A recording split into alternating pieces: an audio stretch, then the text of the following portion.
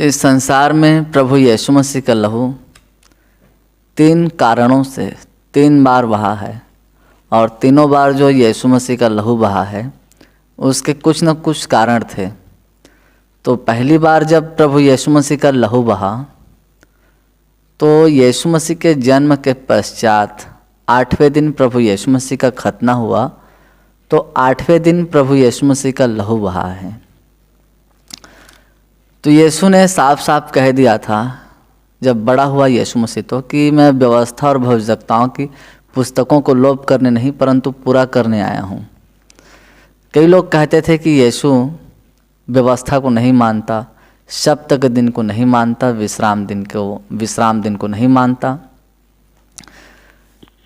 तो यीशु मसीह उस व्यवस्था को अपने खतने के दिन 8वें दिन पूरा कर चुका था। जैसा कि हम मत्ती रचित सुसमाचार और उसका 5 अध्याय 17 पद में पढ़ते हैं तो यहाँ पर लिखा है,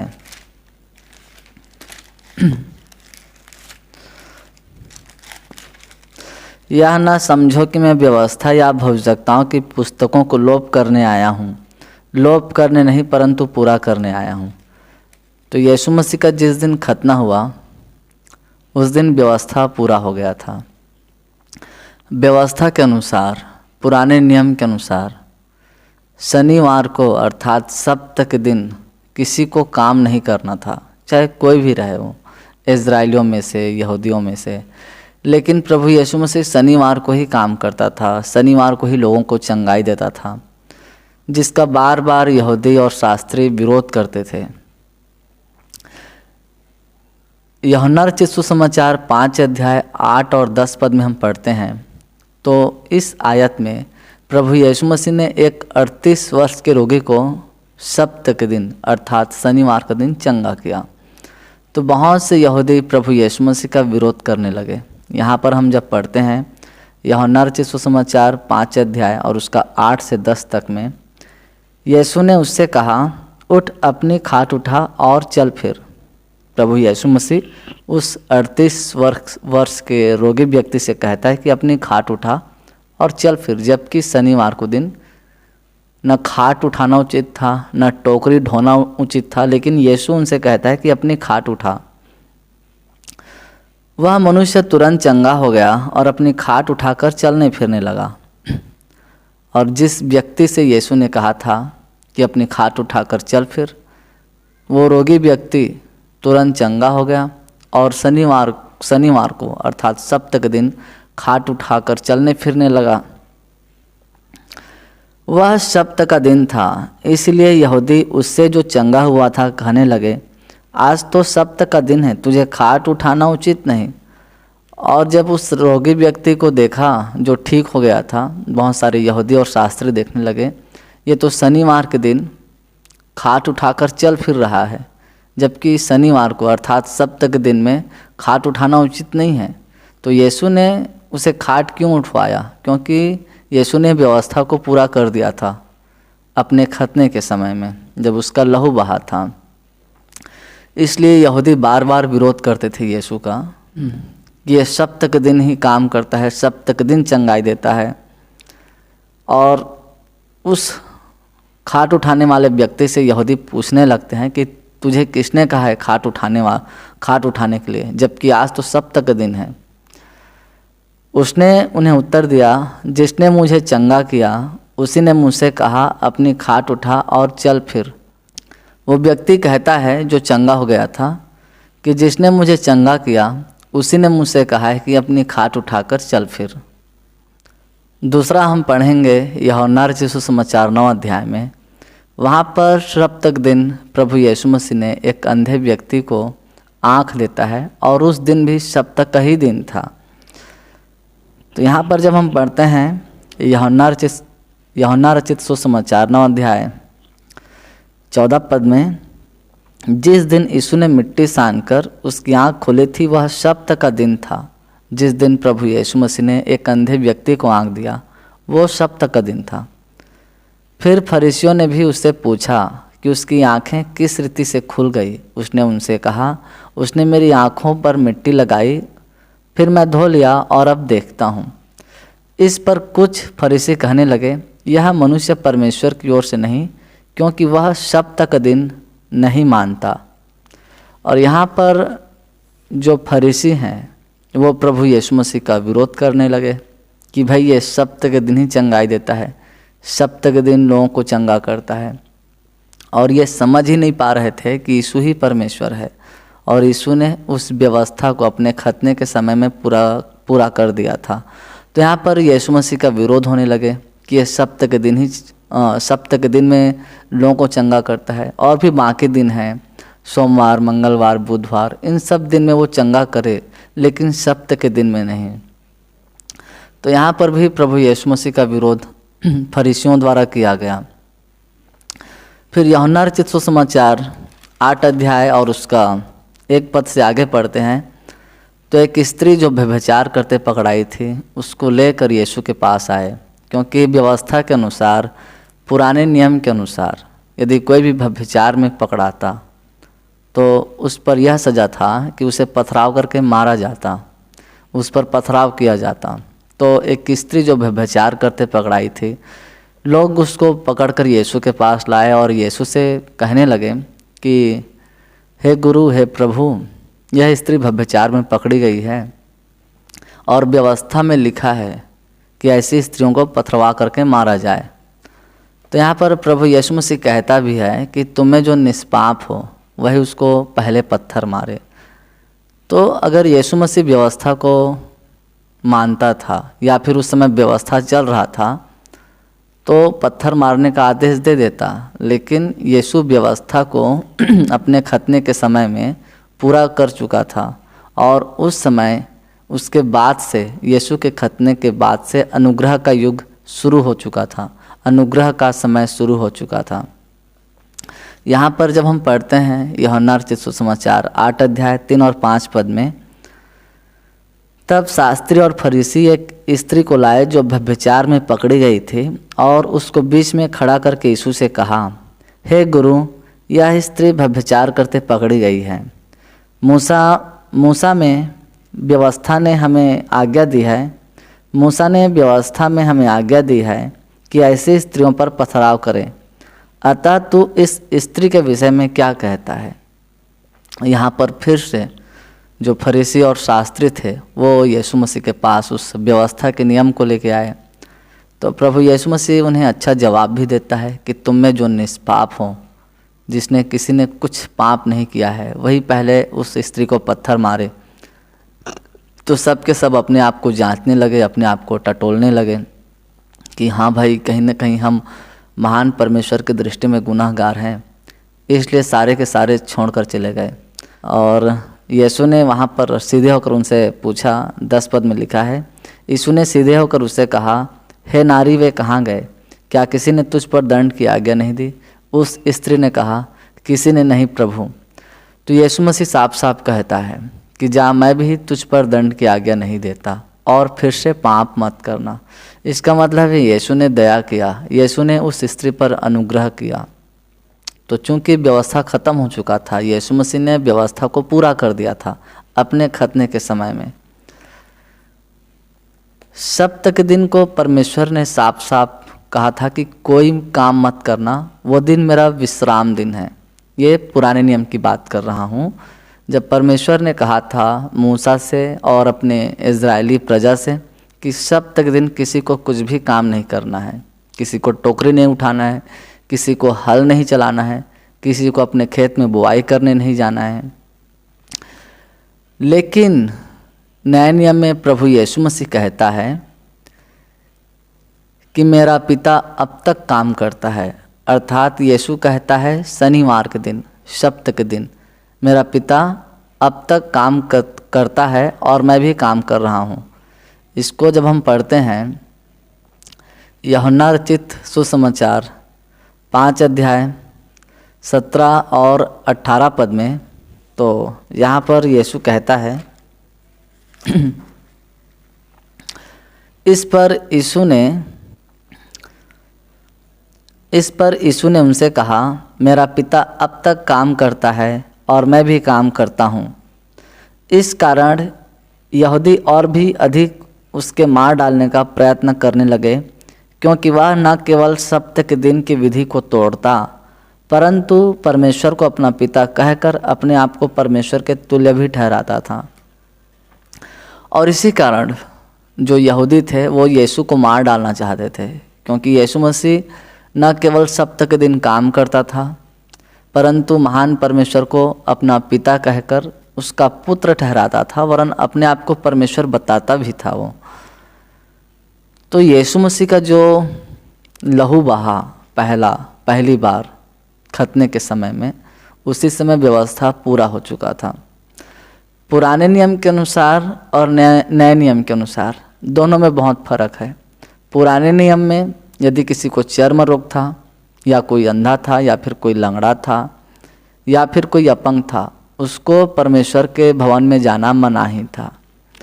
लेकिन नए नियम में हम देखते हैं यीशु मसीह के पास, अर्थात जो यीशु मसीह स्वयं परमेश्वर है, उसके पास अंधे, लंगड़े, लूले, मिर्गी वाले, कोढ़ी, तमाम जो नाना प्रकार के दुखी थे, वे सब यीशु ही के पास आते थे, अर्थात अपने परमेश्वर के पास आते थे। तो पुराने नियम में ऐसे लोगों को जाना, अंधे, लंगड़े, लूलों को, कोढ़ियों को परमेश्वर के भवन में जाना मना ही था। लेकिन नए नियम में हम देखते हैं कि अंधे, लंगड़े, लूले को प्रभु यीशु मसीह ने प्रेम किया, और यही लोग अधिकतर यीशु मसीह के साथ रहे। तो अभी हमने जाना यीशु मसीह का जो पहली बार लहू बहा, यीशु ने व्यवस्था को पूरी किया। फिर दूसरा बार जब प्रभु यीशु मसीह का लहू बहा, वो गतसमनी नामक जगह में, या फिर कहें जैतून पहाड़ पर बहा। लूका रचित सुसमाचार 22 अध्याय और उसका 44 पद में हम पढ़ते हैं,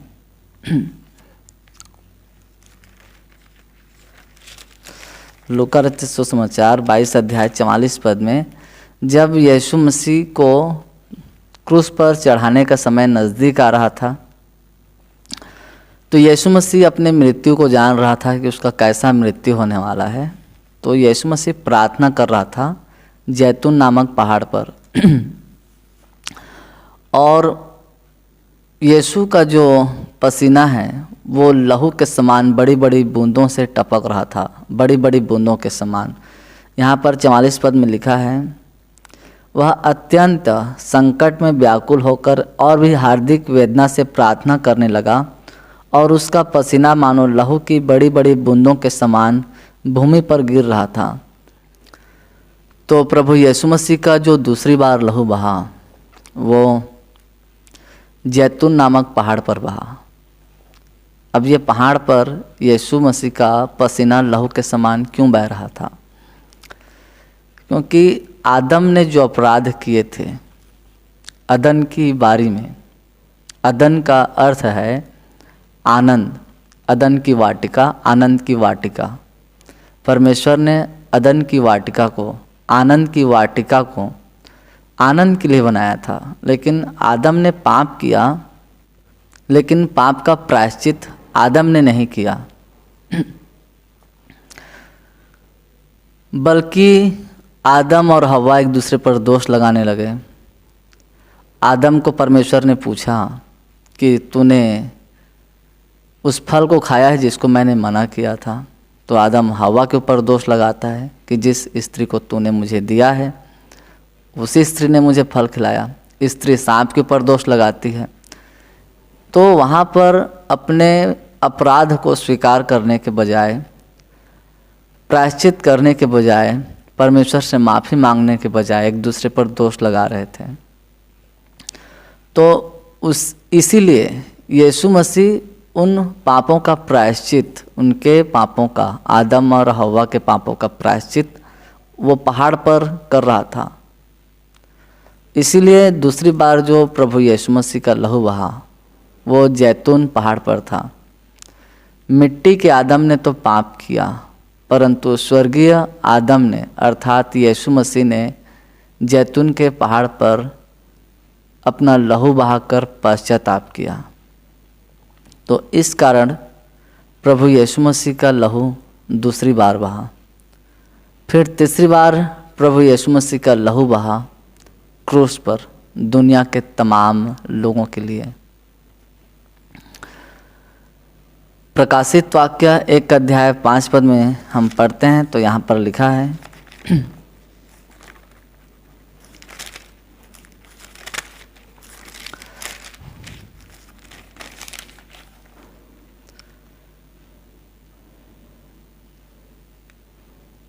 वह हमसे प्रेम रखता है और उसने अपने लहू के द्वारा हमें पापों से छुड़ाया है। तो तीसरी बार जो प्रभु यीशु मसीह का लहू क्रूस पर बहा, जिसे हम नई वाचा का लहू भी कहते हैं, वो दुनिया के तमाम लोगों के लिए था कि कोई भी मनुष्य यीशु मसीह पर विश्वास करके यीशु मसीह को अपना उद्धारकर्ता स्वीकार करता है और जब यीशु मसीह के नाम में अपने पापों को मानकर बपतिस्मा लेता है तो यीशु मसीह के लहू के द्वारा उनके पाप धो दिए जाते हैं और उन्हें एक नया जीवन मिलता है और वे परमेश्वर के संतान बन जाते हैं। तो यीशु मसीह का जो लहू क्रूस पर बहा वो दुनिया के तमाम लोगों के लिए था कि कोई भी मनुष्य यीशु मसीह पर विश्वास करके यीशु मसीह में उद्धार प्राप्त कर सकता है। यीशु ने क्रूस पर मरने के पहले क्या कहा था? मत्ती रचित सुसमाचार और उसका 11 अध्याय 25 पद में यहाँ पर हम पढ़ते हैं,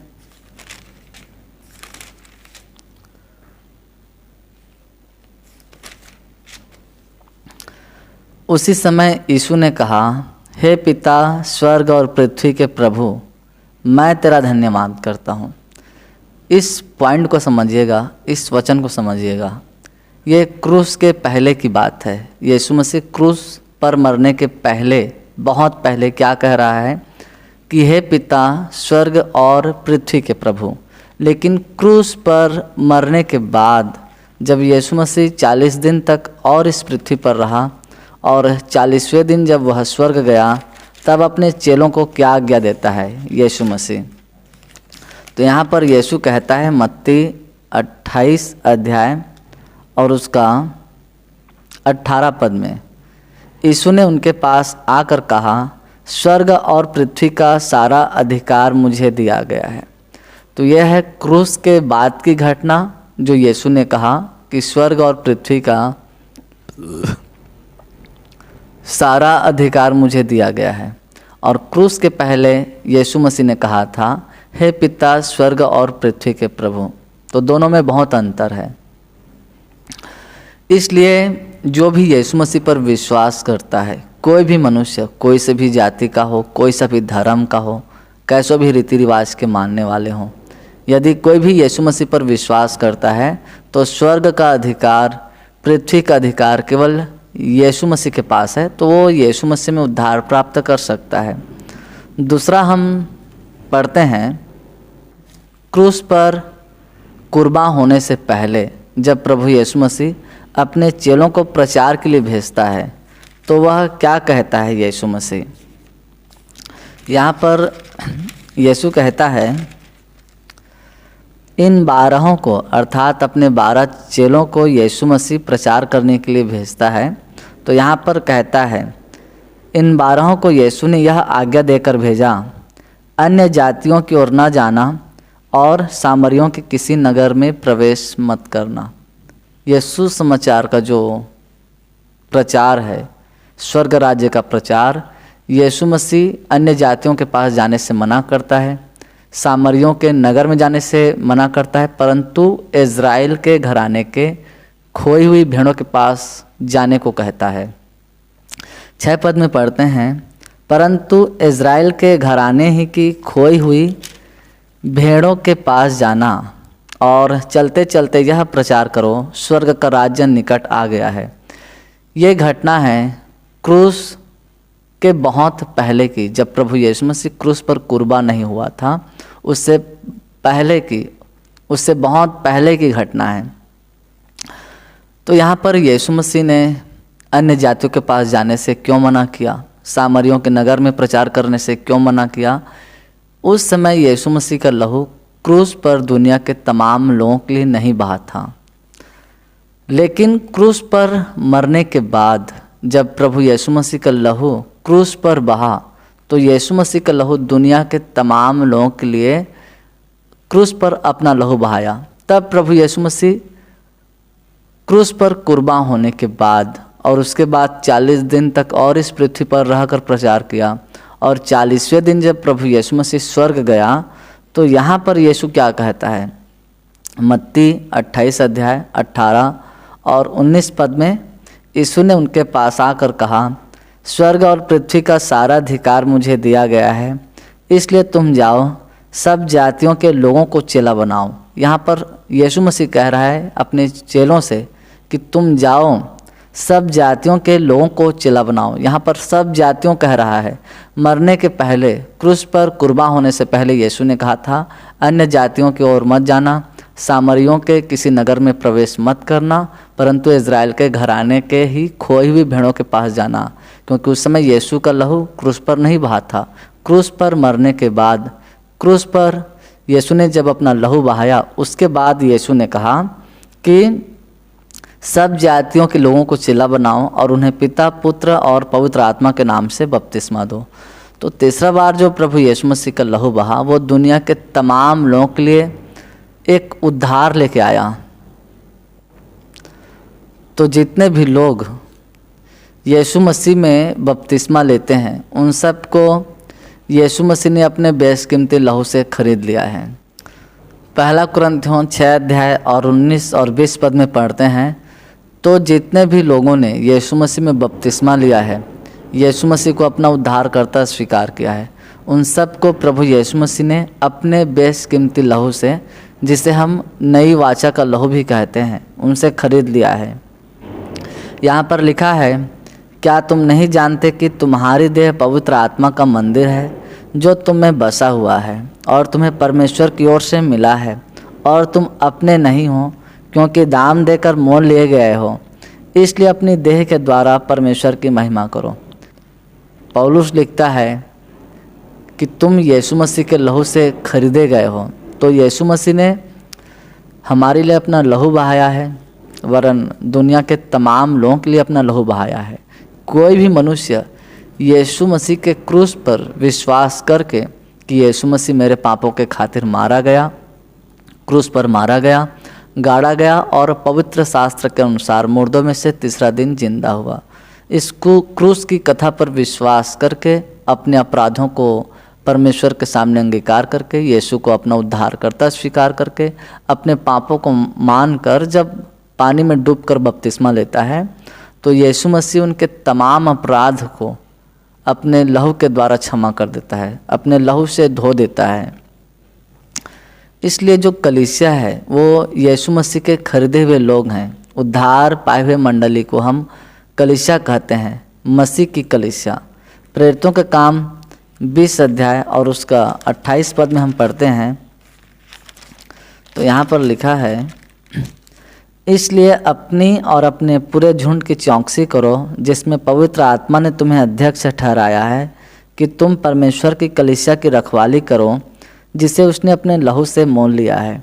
यहाँ पर परमेश्वर का वचन हर एक प्रचारकों से कहता है, हर एक चर्च के अगुओं से कहता है कि तुम कलीसिया की रखवाली करो, जिसे यीशु मसीह ने अपने लहू से खरीदा है। तो हर एक प्रचारकों का फर्ज है, हर एक अगुओं का फर्ज है कि वे अपने मंडली की रखवाली करें, क्योंकि मसीह की मंडली को यीशु मसीह ने अपने लहू से खरीदा है।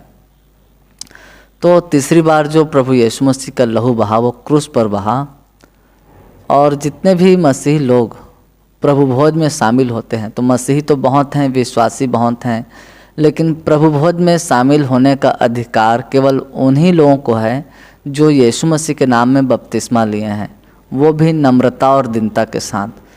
लेकिन यदि कोई कहे मैं 20 साल से प्रभु यीशु मसीह में हूँ या 30 साल से हूँ, तो 30 साल, 40 साल या 50 साल यीशु मसीह में रहने से कुछ नहीं होता। यदि उसने बपतिस्मा नहीं लिया है तो उन्हें प्रभु भोज में शामिल होने का अधिकार नहीं है।